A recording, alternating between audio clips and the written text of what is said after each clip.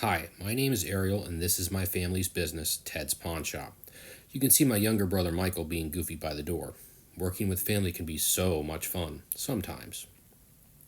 This is a video I decided to make to show what we do and why we decided to get into selling Pokemon cards. My family started in business in 1970 with my grandpa and my dad. They started as a corner grocery store, but evolved into a small general store, and got their first pawn license in 1984. It was a good thing they did, because a small grocery store was a dying business model. My dad said the only thing they ever made money on was beer and cigarettes.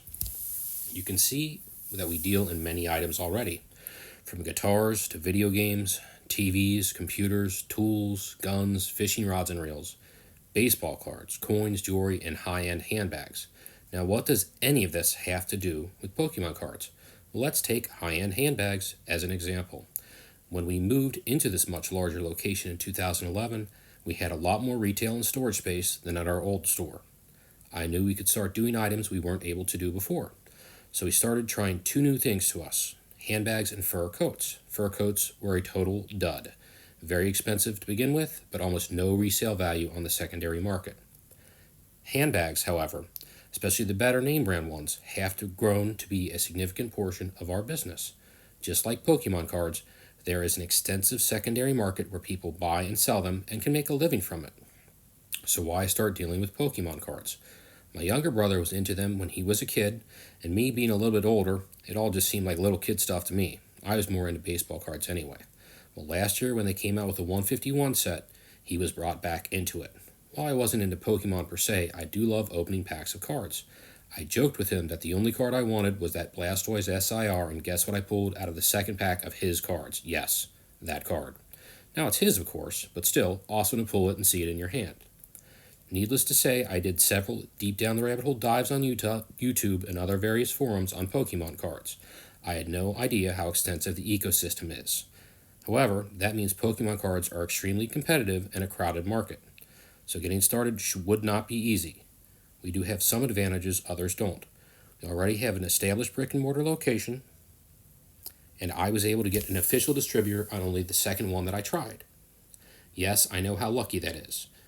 We certainly have the space to display and retail them, and we have experience in buying and selling items of value.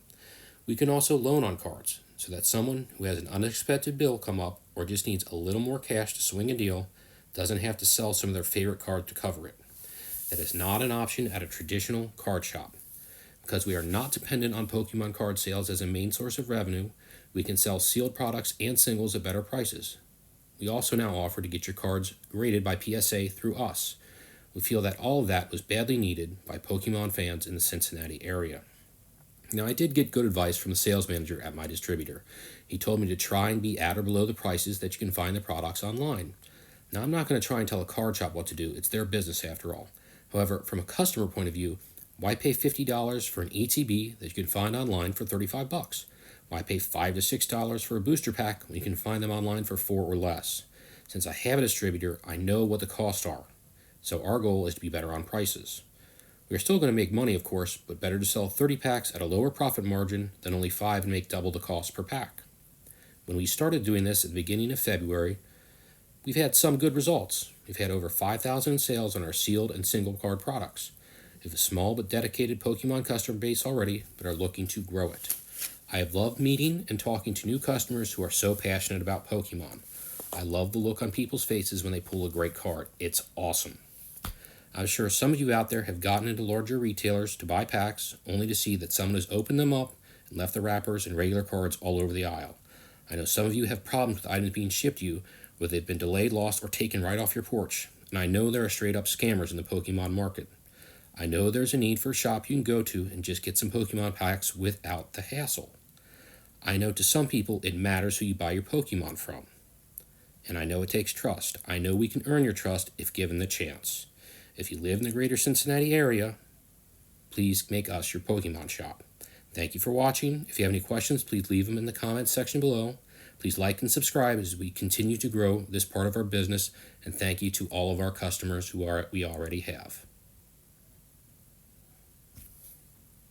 I'm Ariel. I'm Michael. And we're your Ted's Pawn Pokemon team.